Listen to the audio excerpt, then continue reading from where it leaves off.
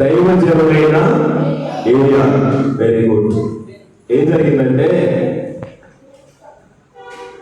ఇశ్రాయేలు ప్రజలకు రాజుగా చేసిన వాళ్ళు ఎవరెవరు? సౌలు, దావీదు, సొలొమోను, అలా చేశారన్నమాట. మంచి మంచి రాజులందరూ కూడా పరిపాలించారు. అలా పరిపాలించిన తర్వాత కొన్ని రోజుల తర్వాత ఆహాబు అనేటటువంటి రాజు పరిపాలిస్తా ఉన్నాడు. ఎవరు? ఆహాబు అనేటటువంటి రాజు పరిపాలిస్తా ఉన్నాడు. ఆ రాజు పరిపాలిస్తా ఉంటే ఆ దేశంలో ఉన్న ప్రజలందరూ కూడా, మీరు యెహోవా దేవుడిని పూజించాల్సిన అవసరం లేదు, మీరు యెహోవా దేవుడిని ఆరాధించాల్సిన అవసరం లేదు, ఇదిగో నేను ఒక విగ్రహాన్ని చేయించాను, విగ్రహం ఉంది ఇక్కడ, ఆ విగ్రహాన్ని మీరు పూజించండి, ఆరాధించండి అని చెప్పేసి అన్నాడు. ఆ విగ్రహం పేరు బయలు. ఏది? బయలు.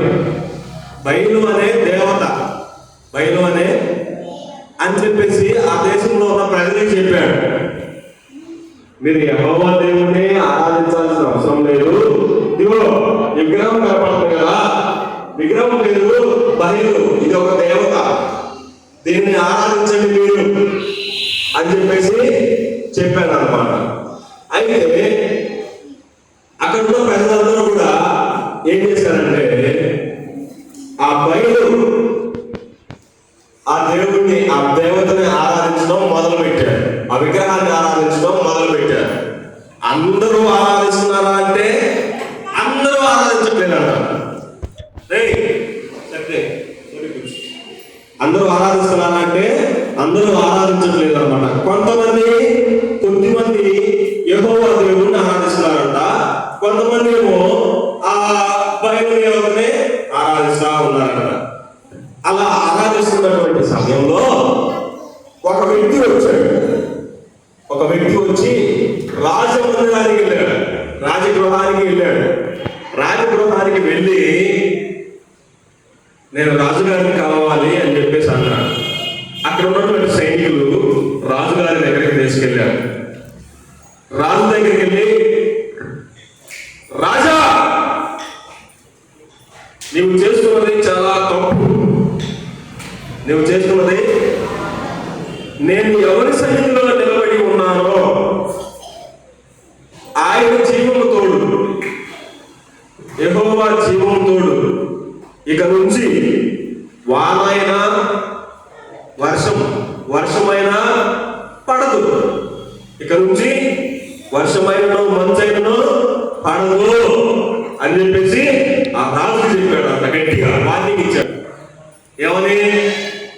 రాజా, నేను ఎవరి సన్నిధిలో నిలబడి ఉన్నానో ఆ యెహోవా జీవము తోడు, ఇక నుంచి వర్షమైనను మంచైనను పడవద్దు, ఎందుకంటే నువ్వు చేసే పాపాలు తప్పులు ఎక్కువైనాయి, విగ్రహారాధన చేస్తున్నావు, నువ్వు విగ్రహాన్ని పూజించమని చెప్తున్నావు జనాలందరికీ అని చెప్పేసి వార్నింగ్ ఇచ్చాడు.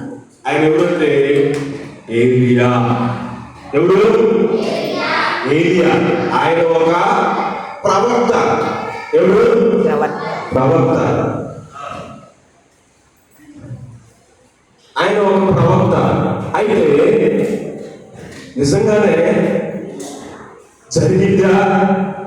ఒక మనిషి చెప్తే అలాగే జరిగిద్దా అని అంటే నిజంగానే జరిగిందట. వర్షం పట్ల, వానాకాలం వస్తే ఏం పడాలి? వర్షాలు పడాలి, కానీ వర్షాలు పట్టలేదా? చలికాలం అంటే ఏం చేయాలి? మంచు కురవాలి, మంచు పడట్లా, మంచు కూడా పడట్లేదా? మంచు పడట్లేదు, వర్షం పడట్లేదు. ఇక చిన్నగా ఆ దేశంలో కరువు మొదలైంది. ఏమైంది? కరువు మొదలైంది. ఇంకా దేవుడు ఏలియాకు ఒక మాట చెప్పాడు, ఏలియా నువ్వు ఇక్కడ ఉండవద్దు, కేరీతు వాగు దగ్గరికి వెళ్ళు. ఏ వాగు? కేరీతు అనేటటువంటి ఒక వాగు ఉంది. దాక్కో, వాగు దగ్గరే ఉండు, నువ్వు అటు ఇటు వెళ్ళబాగా తిరగబాగా, వాగు దగ్గరికి వెళ్ళి అక్కడే ఉండు అని చెప్పేసి ఈ రాజు చెప్పిన తర్వాత వెళ్ళాడు, అక్కడే ఉన్నాడు.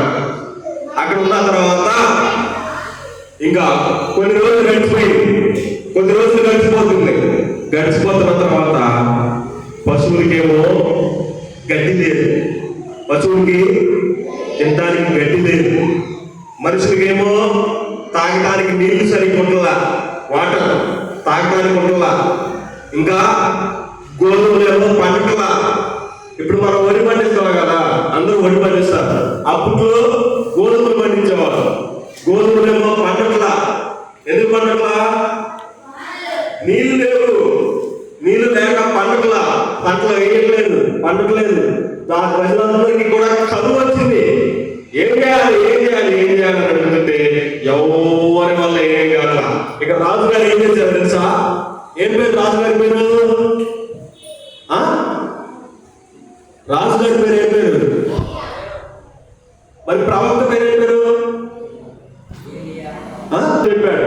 అందుకని దేవుడు కోపం అతని మీదకి వచ్చి ఏలియా ప్రవక్త ద్వారా సెలవించాడు, ఇదిగో ఈ దేశంలో వర్షమైన మంచైనా కురవదు అని చెప్పాడు.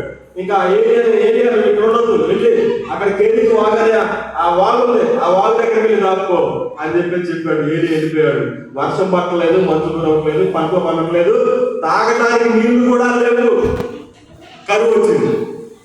ఇప్పుడు కరువు వచ్చినప్పుడు రాజు ఏం చేయాలని చెప్పేసి అందరూ ప్రజలను అడుగుతా ఉంటే ఇక రాజు ఒక మాట చెప్పాడు, ఆ ఏలియా ఎక్కడున్నాడో పట్టుకోండి అన్నాడంట. ఏమన్నాడు? ఏలియా ఎక్కడున్నాడో వెళ్ళి పట్టుకొని రండి. అతని సంగతి